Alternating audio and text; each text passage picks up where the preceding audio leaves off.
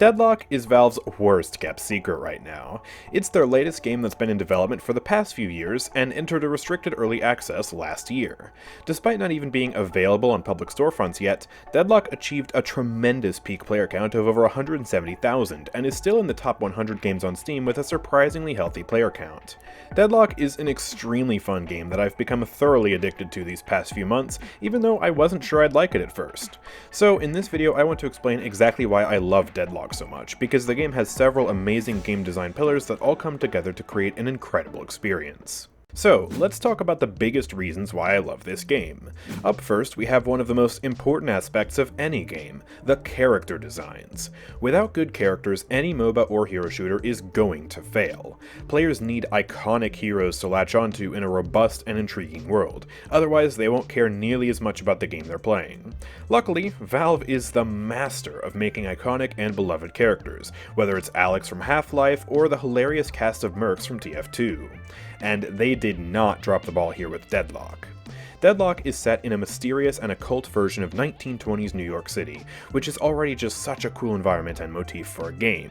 This immediately sets it apart from all the mainstream sci-fi and fantasy games in the MOBA and hero shooter genres. It's extremely refreshing, and I'm all here for it.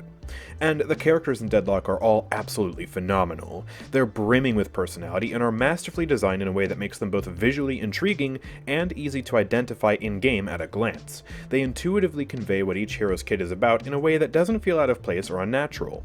They're like the polar opposite of Concord's characters. They're super cool looking while following the good game design principles that make characters function well in a competitive video game. The game also has surprisingly deep lore considering the early access state it's in. Each character has its own written backstory with fun and creative stories that are already good on their own. But where the lore really gets good is when you listen to their voice lines. Each character is extremely well voice acted, and they all have fun conversations with each other that let their personalities shine through and illuminate just how everyone gets along. Or doesn't. You learn that Lash really hates Bebop because Bebop beat him in a fight.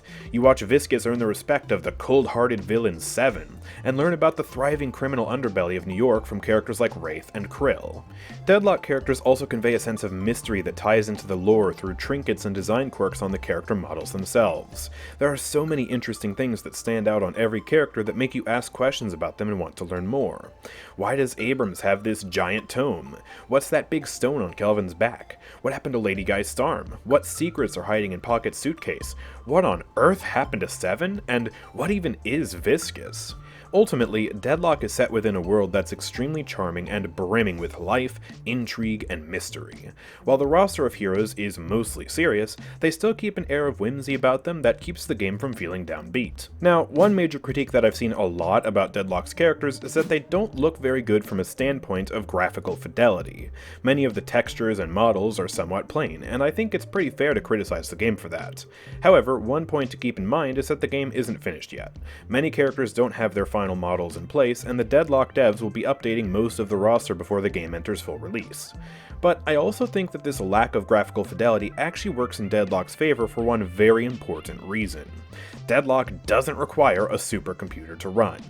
Deadlock's plain-looking graphics allow the game to run much better on systems with medium to low-end hardware than Marvel Rivals and many other modern releases. Shoot, I have a 4090, one of the highest-end graphics cards out there, and I can't even run Marvel Rivals at a smooth frame rate on max graphics. Doctor Strange's Portal actively lags my game, and it's not a good time. Meanwhile, my computer doesn't even break a sweat running Deadlock at max graphics. It feels like Valve is looking out for the average gamer with Deadlock by making sure that you don't need to choose between good performance or a good-looking game. Instead of making their game look good by cranking all the graphical specs up to 11, Valve is choosing to put all of that effort into having a unique art style that makes the game stand out. Of course, they do have a little ways to go when it comes to the final models and textures of the characters, like I already said. But ultimately, this choice in art direction leads to the game being more visually distinct than its competitors while also being able to run well on a wider variety of machines, and I greatly appreciate it. Now, let's talk about the meat and potatoes of Deadlock, the gameplay. There are multiple design pillars that come together to give Deadlock some incredible gameplay, from the character kits, the customization, and the movement system, so there's a lot to talk about. Let's start with the characters. Deadlock dares to be bold and do something very different to other MOBAs and hero shooters. It completely forgoes the class-based system. Instead of having tanks, DPS, and supports like so many other games, Deadlock doesn't have any classes at all. Characters are all able to heal themselves with a variety of options thanks to the item store, meaning that Deadlock doesn't have one of the biggest problems that plague so many other games, the difficulty of balancing team comps. In most games, players gravitate towards the damage class the most, leaving the minority of players to fill the tank and healer roles. If a game doesn't have a role queue, you can potentially run into games where you don't have a healer or tank at all, which really hurts the balance of the game. Furthermore, players tend to be really toxic towards healers, spamming the need healing button and blaming healers for not healing enough when they die. In Deadlock, this is all completely gone. Instead of feeling the need to fill a role you don't like, you can just play whichever character you enjoy guilt-free. This also enables Valve to create some interesting ability combos that you wouldn't be able to do in a traditional class-based structure. They can give a shield to a character that's otherwise a glass cannon. They can give healing abilities to characters that are meant to be tanky. They can make supportive characters that don't have to sit there and heal bot. And they can make Viscous a tank, damage, and support hybrid that somehow just works. Valve can create unique and compelling character kits that you wouldn't be able to find in other games, and they can also fine-tune the balance to make each character a powerhouse when played well, without being overwhelming. In Deadlock, you don't have situations where a tank runs over a support because the tank is objectively stronger in duels than most other characters. You don't feel helpless playing as a healer, and you don't feel like a punching bag in a pillow fight as the tank. Each character is strong and capable when played well, and while they each have different strengths, they can all be a lethal threat. While no game can be perfectly balanced, Deadlock achieves a level of balance that I haven't seen in other games I've played. Without exaggeration, every single character in the game can run away with the match when given the opportunity, and the hero that wins the fight is usually determined by the skill of the player rather than one character being overwhelmingly stronger than the other. Part of why skill plays a major role in winning matchups isn't just because of the character's kits, but because of a player's mastery of the movement system. Deadlock has some of the most fun movement in any game I've ever played, which honestly isn't surprising coming from a Source game. In Deadlock, every character has access to the stamina system, which grants them some basic movement options like dodge rolls, double jumps, sliding, and wall jumps. You can combine all of these together to parkour through the map on any character in the game. This stamina system also combines beautifully with the zip lines, climbing ropes, teleporters, and jump pads that are scattered throughout the map. Many of these basic movement actions also synergize really well with the movement abilities different characters have, like Lash and Viscous. You can also attach movement abilities to any character through the item shop, ranging from a short-range teleport to a majestic leap to a literal magic carpet. There are all kinds of crazy skillful rollouts that you can do in this game, and there's all kinds of room to outmaneuver your enemies and chase down a kill or evade death. Movement in this game feels fluid, natural, and fun, and I absolutely love it. However, there's one more aspect of the game adjacent to the movement system that I'd like to lump into this section. Not only does each character in Deadlock have access to the same robust movement system, but they also have access to a surprisingly sophisticated melee system.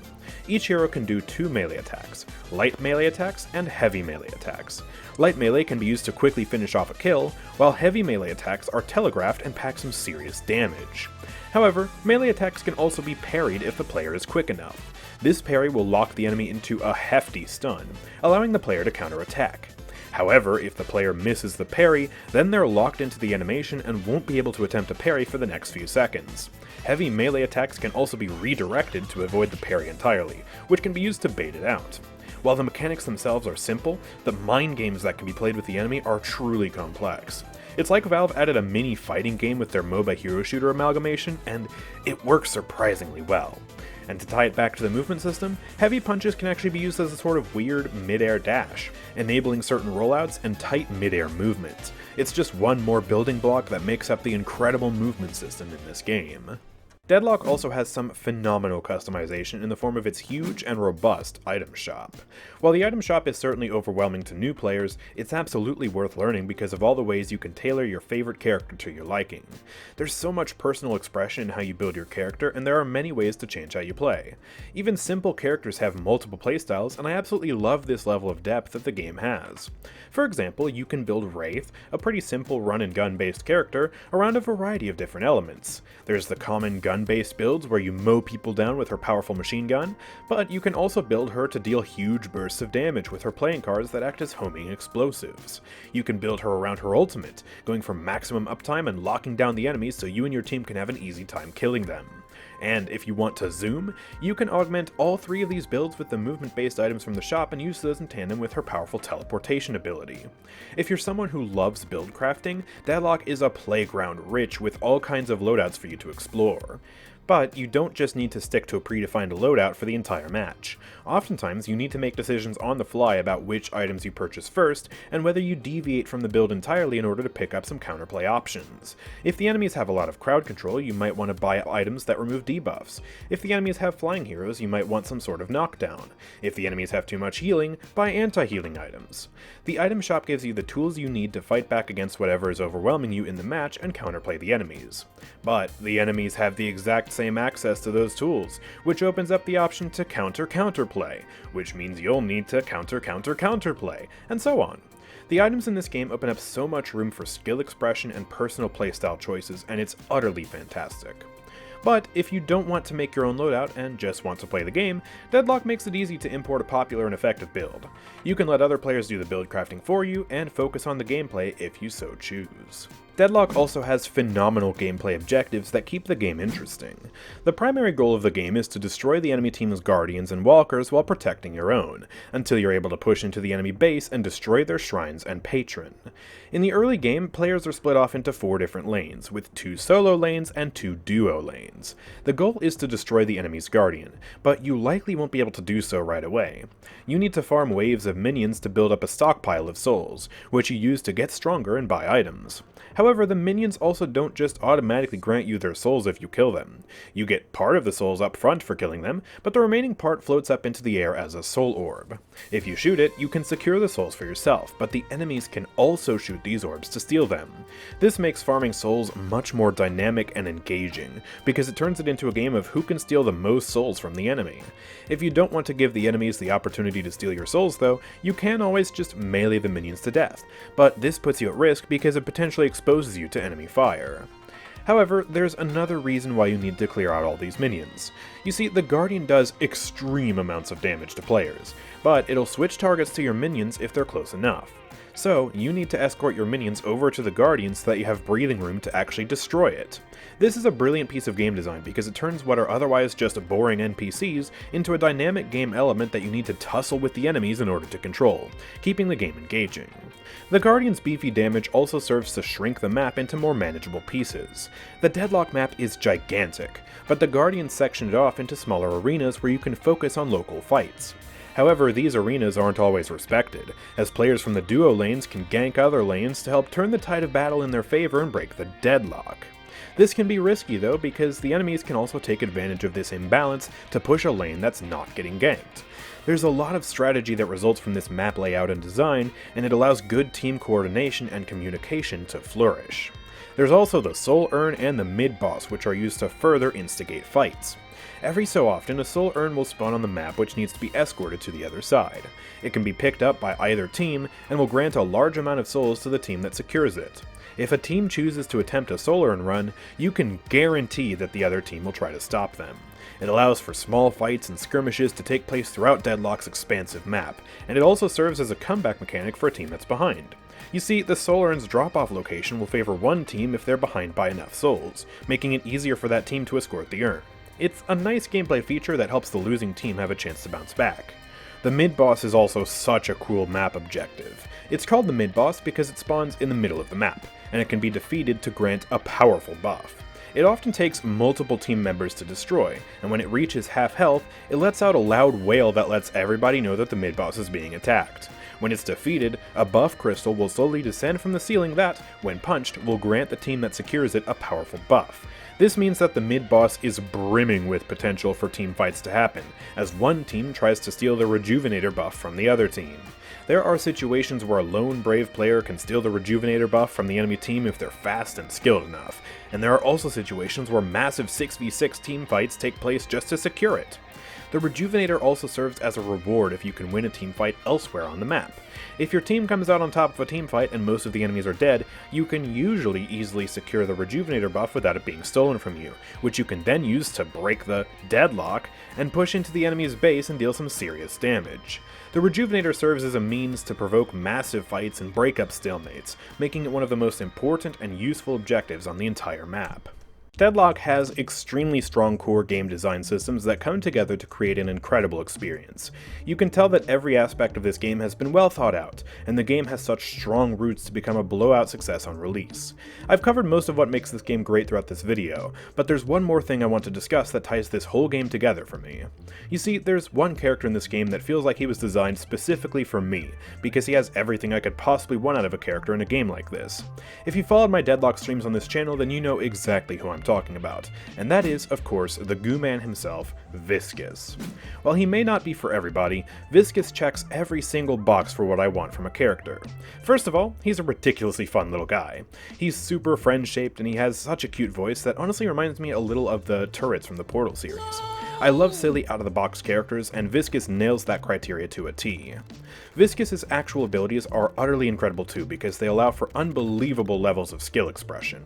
Viscous has a truly infinite skill ceiling because of the way his abilities interact with the game's systems, and I can see myself playing hundreds of hours of this character and still not even being close to the skill ceiling.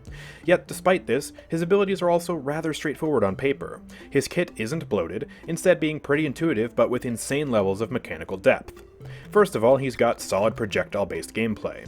His gun shoots small, fast projectiles that are fairly consistent to land, but he can also shoot a big burst of goo that is slower and deals more damage. His first ability also fires a slow arcing glob of goo that explodes on impact, dealing a big burst of damage. I love using these types of projectiles because they're so much more rewarding to use than regular hit-scan guns, so we're already off to a good start. Viscous' second ability turns him or an ally into a cube of goo, making them immortal, healing them, and removing debuffs. The cube is a solid entity that acts like a platform for anyone to stand on or bounce off of, and it also carries any momentum you had when it's cast. This ability is pretty straightforward on paper, but the way it interacts with the game's movement system and character kits is truly special. You have to make split-second decisions about whether to use the cube on an ally or not, and you have to consider how you're going to move before and after using the cube. If you're stationary during the cube, the enemies will have time to reposition and focus you once you exit, so you need to be ready to move as soon as the cube is over. Luckily, Viscous has one of the coolest movement abilities I've ever seen. The Puddle Punch is a large fist of goo that punches out from whatever surface Viscous targets, dealing damage to enemies and applying a knockback to any player. This can be used to displace enemies, and when used skillfully it can push them into really bad positions that Viscous and his team can capitalize on. However, Viscous can also use this punch on himself to send him flying, and this can be amplified drastically by the stamina system we talked about earlier.